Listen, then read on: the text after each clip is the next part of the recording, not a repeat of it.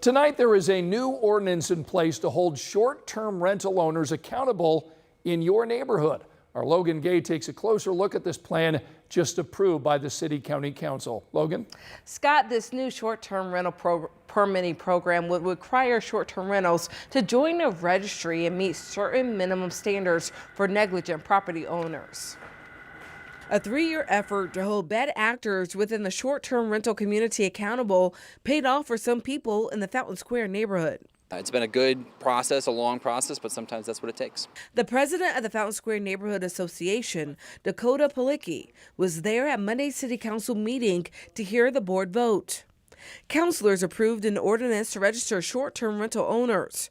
Owners will be responsible for a $150 permit for each unit they rent out. We feel great, this is a major win for communities in Indianapolis. It wasn't just us. We have a whole coalition of neighborhoods around the county who see this as an issue.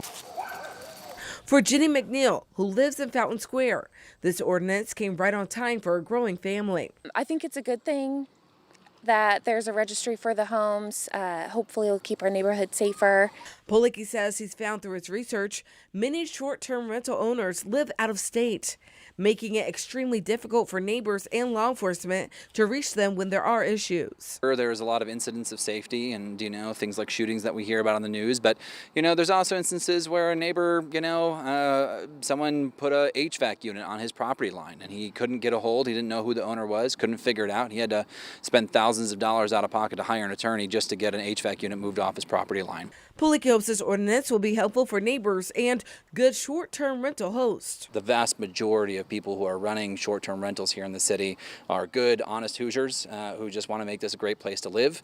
But the problem is we don't have the right tools in place to go after those very few bad actors that kind of spoil it for everybody. So this ordinance helps us do that. This ordinance will take effect next year.